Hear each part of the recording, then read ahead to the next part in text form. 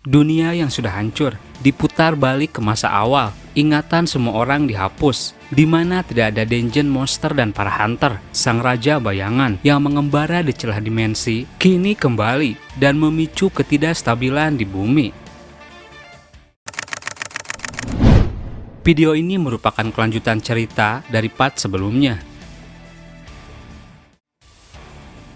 Sung Suho, sang monark muda, kini memasuki babak baru. Ia yang saat kecil kekuatannya disegel oleh Sung Jinwoo, kini beranjak remaja. Sepulang sekolah, tiba-tiba ia melihat waktu terhenti dan melihat sebuah gate. Setelah memasukinya, sebuah sistem mengharuskannya menjadi seorang player dan harus menghadapi Igris. Setelah berkali-kali mati dan berjuang, pada akhirnya Suho berhasil mengalahkan Igris. Setelah mengalahkan Igris, sebuah gate baru muncul di hadapannya. Dalam hatinya Suho bilang, sepertinya itu adalah pintu keluarnya. Tanpa pikir panjang, Suho langsung melewati gate tersebut. Saat keluar ia mengenal tempat itu. Tunggu, bukankah ini tower di distrik Songpa? Apa yang terjadi sekarang? Kini di hadapannya, sebuah bangunan pencakar langit dengan api yang masih berkobar terlihat. Kejadian ini sama persis dengan apa yang dialami Jinwoo dulu saat ia mendapatkan sebuah kunci menuju ke istana iblis. Tak lama dari sana, Suho dihampiri monster raksasa berkepala 3, di mana itu adalah penjaga gerbang istana iblis. Monster tersebut menatap ke arah Suho dan siap menerkam. Sejenak Suho melihatnya, mereka terus saling menatap hingga sorot mata Suho berubah dan monster tersebut mendadak ketakutan. Ia teringat sorot mata dari Sung Jinwoo. Monster itu langsung pergi sambil keringat dingin. Suho heran, ada apa dengannya? Sepertinya dia bukan monster, hanya sebuah patung yang tampak mengerikan. Hingga pada akhirnya, Suho berdiri di sebuah gerbang. Sepertinya ada banyak musuh di dalam sana. Dengan keberaniannya, Suho membuka gerbang dan langsung melewati sebuah lorong. Setelah itu, Suho kini berada di lantai pertama istana iblis. Iblis-iblis di sana langsung menyambut Suho. Tapi lagi-lagi berbeda dengan Jinwoo. Suho mengalahkan para iblis seperti sedang bermain. Dengan mudahnya ia membantai para iblis di lantai pertama. Ia terus menaiki lantai demi lantai sampai ke lantai 50. Dalam hatinya ia bilang, kenapa iblis-iblis di sini semuanya sangat lemah? Bahkan bos di lantai 50 ini kalah cuma dengan beberapa kali pukulan. Ini benar-benar tidak seru. Kecepatan dan kekuatan Suho terus meningkat. Area di sini luas. Kalau aku rajin, mungkin aku bisa menyelesaikan dalam 1 jam. Begitu seterusnya hingga ia berhadapan dengan iblis necromancer. Iblis itu heran, bagaimana mungkin kau sampai sejauh ini hanya sendirian? Hingga pada akhirnya Suho sampai juga di lantai teratas, lantai ke-100. Kurasa di lantai terakhir ini akan menjadi sulit. Di lantai tersebut, Suho bertemu dengan klan Radis. Esil dan 2 penjaganya langsung menyambut Suho. Tanpa basa-basi, Suho langsung datang menyerang. Waktuku sangat berharga, jadi akan kuselesaikan dengan cepat. Esil teriak, tunggu, aku tidak berniat untuk bertarung. Suho menghentikan serangannya. Esil sambil tersenyum bilang, siapa sangka monark muda bisa mendaki sejauh ini dengan mudah tanpa bantuan siapapun. Bahkan sang monark dahulu punya banyak masalah saat mendaki ke tempat ini. Suho heran, apa maksudmu? Aku tidak mengerti. Di sana Esil memperkenalkan diri. Perkenalkan, namaku Esil, putri Demon Castle dari klan Radis. Selamat datang di tahap terakhir. Sebenarnya dulu ada tahap dinamakan Demon King, tapi semua itu dihapus saat klan kami menjadi rank 1. Sekarang kepala klan kami sudah mempersiapkan sambutan yang meriah. Bersediakah kamu untuk ikut? Suho menjawab, aku tidak tahu apa yang dimakan oleh Demon. Mungkin beberapa tahun mendatang aku akan mampir lagi ke sini. Sekarang aku harus pergi. Apa cahaya di sana? Pintu keluarnya. Esil bilang, kau benar, itu gate yang menghubungkan dengan dunia lain. Suho dalam hatinya bilang, jadi mereka menyebut pintu yang bercahaya itu dengan gate. Suho kemudian memasukinya. Aku akan mengingat kalian, jadi sampai jumpa. Esil dalam hatinya bilang, dulu Monak juga bilang akan kembali ke sini, tapi dia tidak pernah kembali setelah 6 tahun lamanya. Mereka hanya memanggil kami untuk membuat patung-patung. Setelah melewati gate, kini Suho berada di sarang semut. Ribuan koloni semut sudah berdiri di hadapannya. Sialan, apa aku tidak salah lihat? Semut macam apa itu? Suho langsung berlari sambil menyerang sebisa mungkin. Level Anda naik, mereka tidak ada habisnya. Tapi berkat itu, levelku naik dengan cepat. Levelnya kini sudah mencapai 94. Hingga pada akhirnya, Suho berhasil mengalahkan koloni semut dan memasuki sebuah ruangan. Aku yakin, ini bos di tempat ini. Kalau tempat bosnya sebesar ini, aku tidak bisa membayangkan pemilik dari tempat ini. Ternyata, tempat tersebut adalah singgasana Beru. Beru langsung memunculkan diri di hadapan Suho. Mendadak Beru menangis. Suho heran. Sepertinya dia bos para semut, tapi kenapa dia menangis? Di sana, Beru langsung datang menyerang. Dengan tangannya yang tajam, ia memberikan serangan. Suho berhasil menghindar dan segera memberikan tendangan balik. Beru berhasil menghindar. Satu pukulannya berhasil ditangkis oleh Suho. Beru terbang menjauh, mengambil ancang-ancang untuk menyerang. Dengan kecepatannya yang melesat, Suho lalu berhasil memberikan satu pukulan. Beru segera menghindar dan langsung melakukan healing. Beru sambil menangis kembali menyerang. Suho lagi-lagi bisa menghindar dan Beru berhasil dihantam oleh Suho. Beru kemudian menjauh. Lagi-lagi ia tidak bisa menahan perasaannya. Sejenak ia terdiam, lalu menjatuhkan diri. Suho yang melihatnya heran. Apa-apaan dengannya? Apa aku benar-benar mengalahkannya? Kurasa ini adalah sebuah keberuntungan. Levelnya naik 4. Sambil masih menangis, Beru lalu menghilang. Dalam hatinya Suho bilang, semut bersayap itu sungguh mengerikan. Tapi dia makhluk yang aneh. Dia tidak menyerang dengan baik dan terus-menerus seperti menahan diri dan membiarkan celahnya terbuka. Tapi berkat itu, aku berhasil mengalahkannya. Levelnya kini sudah mencapai 99.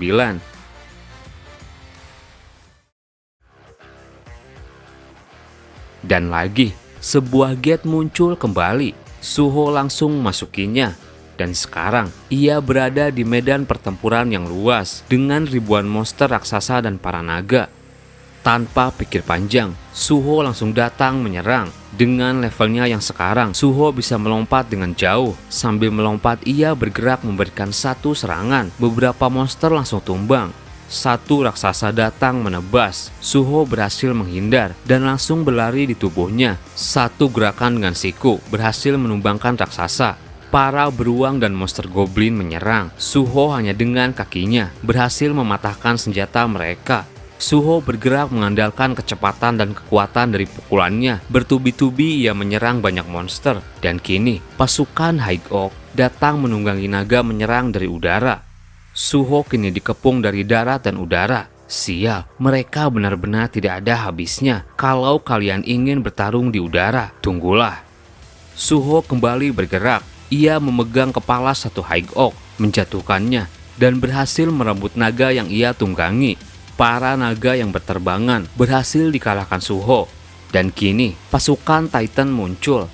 Di atas kepala Titan berdiri seorang prajurit bayangan. Ia bilang, sudah 30 tahun sejak aku bergabung dengan pasukan ini. Hanya para bos yang diperbolehkan untuk ikut serta dalam permainan ini. Jika aku sudah diizinkan, sepertinya aku sudah dianggap pemimpin hebat oleh tuanku. Meskipun kau adalah tuan muda, kamu tidak terlihat takut. Ternyata itu adalah bayangan baru dari pemimpin para Titan yang datang melalui retakan dimensi di Amerika yang dulu berhasil dikalahkan oleh Sung Jinwoo. Suho tak terkendali terus membantai para Titan hingga tiba-tiba ia merasakan tubuhnya terdorong dengan kuat ke bumi. Sial, serangan macam apa ini? Aku seperti terdorong oleh gaya yang kuat. Sepertinya monster di sana yang menyebabkan semua ini. Sekarang Suho harus berhadapan dengan Tas. Sejenak Suho berpikir, kalau dilihat-lihat lagi, Black Knight, Black Ant, mereka memiliki seperti bayangan hitam di sekitar tubuh mereka. Mereka dengan bentuk seperti itu, pasti adalah bosnya. Tubuh Suho terkubur di tanah. Sontak ia kaget saat melihat ke udara karena para bayangan naga dan tas siap menyemburkan serangan. Suho mulai panik. Apa-apaan dengan itu? Sekarang ada 3 shadow lagi. Semburan api dilancarkan. Sebuah ledakan besar terjadi. Dari kepulan asap, Suho kembali datang melompat dan berhasil menyerang 3 naga sekaligus. Suho mengendalikan 1 naga. Baiklah, aku akan mulai dengan mengalahkan monster yang kelihatan paling merepotkan. Di hadapannya, Tas mengeluarkan bola api besar. Serangan tersebut langsung dilancarkan. Beruntung Suho bisa menghindar. Sebuah ledakan dahsyat terjadi. Mendadak Suho kaget melihat daya hancur serangan tersebut. Tas bilang, seperti dugaanku, ledakannya akan menjadi keren sejak aku mendapatkan tongkat ini. Suho mundur. Ia menghabisi dulu pasukan High Oak, beruang dan para Titan. Dan kini, lagi-lagi di hadapannya, para prajurit bayangan terus bermunculan. Sekarang bayangan naga, Jima dan para raksasa muncul. Bayangan Titan mengeluarkan kekuatannya dan bilang, "Monarch muda, apa Anda berpikir Anda bisa mengalahkan saya dengan serangan seperti itu?" Suho tanpa basa-basi, dengan kecepatan dan kekuatannya, langsung menendang bayangan Titan hingga tumbang.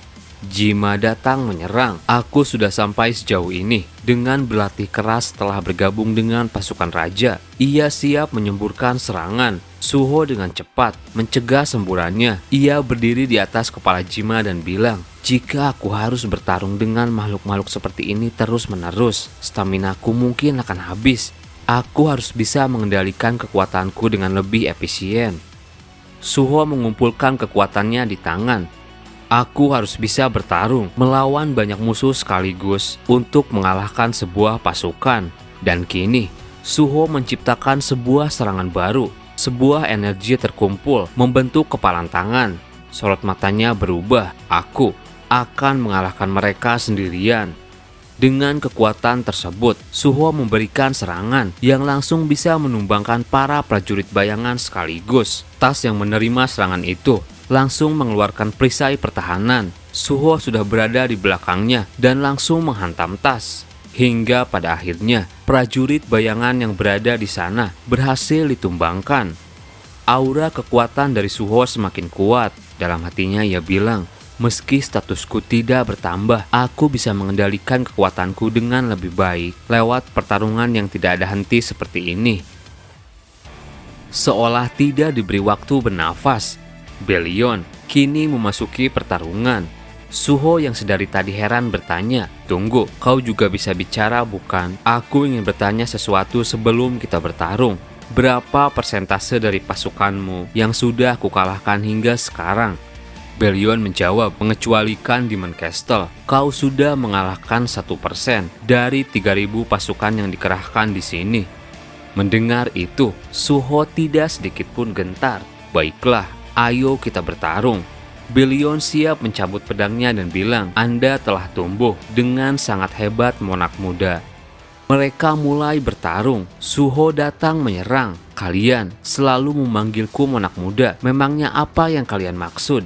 Belion dengan kecepatannya sudah berada di belakang Suho. Ia langsung memberikan tebasan. Suho refleks menghindar sambil membalikkan badan. Suho tidak diberi celah. Pedang Belion langsung berubah menjadi cambuk. Suho terus menahan serangan tersebut. Makhluk ini bisa mengubah pedang menjadi cambuk. Meski senjata ini mematikan, semuanya akan berakhir ketika aku menangkapnya. Suho sambil memegang cambuk Belion berhasil memberikan 1 pukulan.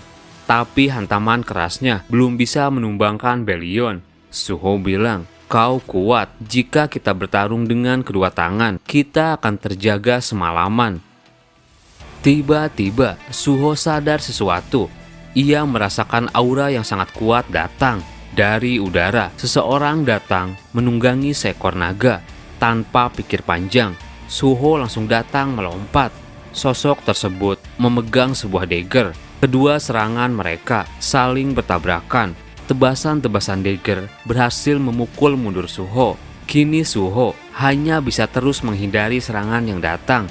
Dalam hatinya ia bilang, dia cepat dan kuat. Setiap serangannya terasa mematikan diiringi dengan skill. Suho terus dibuat tak berdaya. Seberapa besar usaha yang harus aku lakukan? Seberapa banyak rintangan yang harus kuhadapi untuk mendapatkan kekuatan seperti dia? Tatapan matanya berubah.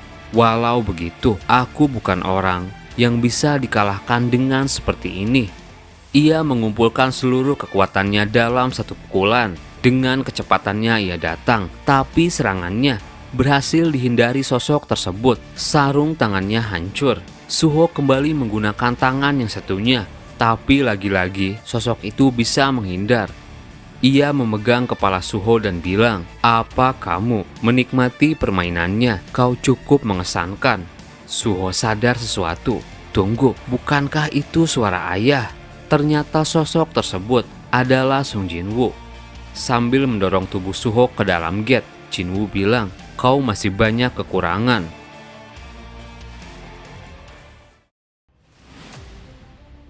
Suho teriak saat ia sadar ia masih berada di bangku kelasnya.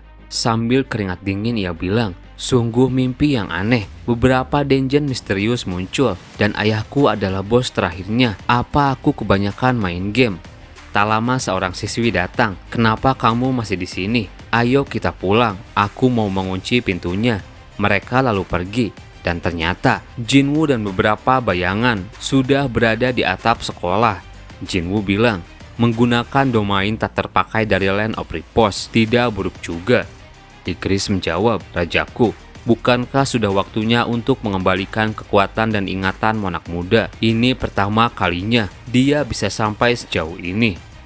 Jinwoo bilang lagi, "Tak peduli seberapa kuat dia terlalu gegabah tanpa mempertimbangkan kekuatan musuh. Itu adalah keberanian yang bodoh, tapi suatu hari nanti dia akan mempelajari bagaimana menanggapi situasi menggunakan kekuatannya. Bocah itu akan terus membuka pintu beberapa kali untuk menantang dirinya sendiri." Beru yang masih terbawa perasaan sambil menangis terus memegang gambar yang dibuat Suho saat kecil. "Monark muda, semangatlah." Setelah itu, terlihat kondisi Korea saat ini. Terdengar berita dua bersaudara yang menyebabkan kegemparan di negara, Hwang Dong-suk dan Hwang Dong-su, telah ditangkap polisi hari ini. Berita lain datang, telah terjadi kebakaran hutan yang lumayan besar di sekitar pemukiman penduduk. Namun tim pemadam kebakaran berhasil memadamkannya. Terlihat anggota dari pemadam tersebut adalah Bae Kyun-ho. Di dekat temannya, sambil beristirahat ia melihat sesuatu. "Tunggu, apa yang terbang di langit barusan?" Sementara itu di sebuah kantor, seseorang bilang, "Tuan Direktur, saya ingin memberitahukan kalau kita harus membuat nama untuk game virtual reality pertama kita." Ternyata ia sedang berbicara dengan Jinho.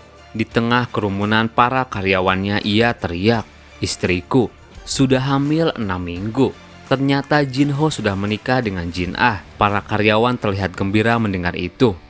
Sambil kesenangan, Jinho bilang, "Kalau begitu, kita namakan game yang akan kita luncurkan bernama Beautiful World." Sontak para karyawannya kesal. "Tolong pertimbangkan lagi, Direktur. Beautiful World terasa kurang cocok." Jinho kebingungan. "Sepertinya aku harus meminta saran dari Jin Woo-hyung." Ia bilang, "Nanti akan kita pikirkan namanya lagi. Sekarang, Choi Jong-in telah berinvestasi pada kita." Kesuksesan Jinho langsung tersebar luas. Seseorang terlihat membaca berita tentangnya. "Anakku menolak posisi yang sudah kusiapkan dan memulai perusahaan game. Aku tidak peduli itu. Yang penting, aku ingin segera melihat cucuku." Ternyata itu adalah ayah Jinho. Hingga di suatu langit yang cerah, sebuah retakan muncul di langit.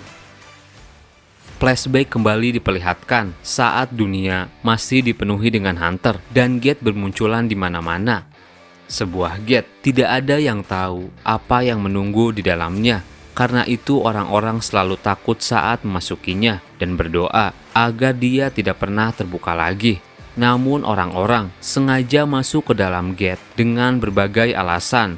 Seorang hunter adalah pekerjaan impian dari para remaja sekolah. Guild-guild besar berdiri menaungi para hunter, dan asosiasi hunter adalah lembaga yang mengatur segala tentang aktivitas hunter dan mengontrol guild-guild besar. Di kantor asosiasi Hunter, terlihat seseorang menerima sebuah panggilan. Ini departemen asosiasi Hunter. Apa ada yang bisa dibantu?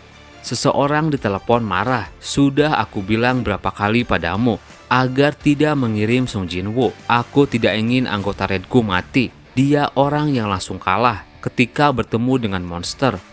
Anggota tersebut langsung mengecek profil Jin-woo. Dia seorang hunter rank E dengan total mana yang paling rendah. Bahkan dia tidak lebih kuat dari manusia.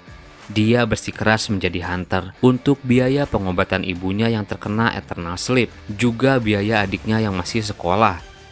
Anggota asosiasi lain lalu datang dan memberikan profil seseorang. Ada orang yang awakening dengan rank tinggi, namun memutuskan menolak menjadi hunter. Bagaimana kalau kau mencoba membujuknya? Ternyata itu adalah profil dari Lee Chu-hee. Orang itu bilang, seseorang yang mendapatkan awakening tinggi, tapi takut untuk menjadi seorang hunter, dan seseorang yang terpaksa menjadi hunter, tapi terhalang dengan skill yang lemah. Jika kekuatan bisa merubah seseorang menjadi pemberani, maka keberanian akan menjadi kekuatan bagi mereka yang lemah. Cerita kembali ke masa sekarang. Di suatu langit yang cerah, Suho kalah main home pimpa dengan teman wanitanya. Suho disuruh membawa tas temannya hingga Suho menyadari sesuatu. Tunggu, sepertinya ada yang terbang di langit. Di balik awan yang indah, Kaisel terbang di atasnya. Seorang wanita menunggangi Kaisel dan bilang, sudah lama sekali sejak aku terakhir kali melihat pemandangan seperti ini. Pria di sampingnya mengeluarkan sebuah kalung dan bilang, ini hadiah untuk ulang tahun pernikahan kita yang ke-16. Pulanglah ke rumah duluan, aku akan segera kembali. Wanita itu menjawab, aku akan menantikanmu. Ternyata itu adalah Cha-hae-in dan di sampingnya adalah Sung Jin-woo. Terlihat raut wajah mereka sudah menua. Cha-hae-in kemudian pergi dan di sana Jin-woo sedang menghadapi sebuah gate misterius. Ada yang bilang ini memiliki kekuatan yang besar seperti magnet yang bisa menarik banyak monster yang aneh dari dunia lain. Di sana, Jin-woo berkata, bangkitlah. Beberapa prajurit bayangan langsung bermunculan. Sementara itu, diceritakan kembali saat Suho dibawa ke dalam sebuah dungeon. Ia berdiri di sebuah pintu dan mulai berpikir, bagaimana jika monster yang jauh lebih kuat muncul di balik pintu ini? Apa aku akan mati di tempat seperti ini? Tapi aku takkan mengetahui apa-apa hingga aku membukanya. Hingga Suho mati dan mengulanginya beberapa kali. Suho terus melakukan pertarungan. Sial, sudah berapa hari aku berada di sini? Ini sangat sulit dan aku hanya mempunyai satu kesempatan terakhir. Tapi suara ini terus berdering di kepalaku sejak tadi. Bangkitlah. Jika aku hanya berdiam diri seperti ini, aku tidak akan berkembang. Aku ingin menghadapinya. Tekadnya yang tidak pernah menyerah sama persis dengan Sung Jin-woo. Hingga pintu itu dibuka dan mengeluarkan cahaya. Aku akan menghadapinya apapun yang ada di balik gerbang tersebut. Dan serial dari edisi Slide Story Solo Leveling telah berakhir. Terima kasih buat teman-teman yang udah ngikutin cerita ini. Admin mau bilang sesuatu dulu. Ternyata edisi Slide Story ini adalah bentuk rasa hormat pada almarhum Jang Sung-rak yang merupakan ilustrator dari Solo Leveling yang sudah tiada. Kita doakan yang terbaik untuk semuanya. Mungkin segitu dari admin dan sampai jumpa di video berikutnya.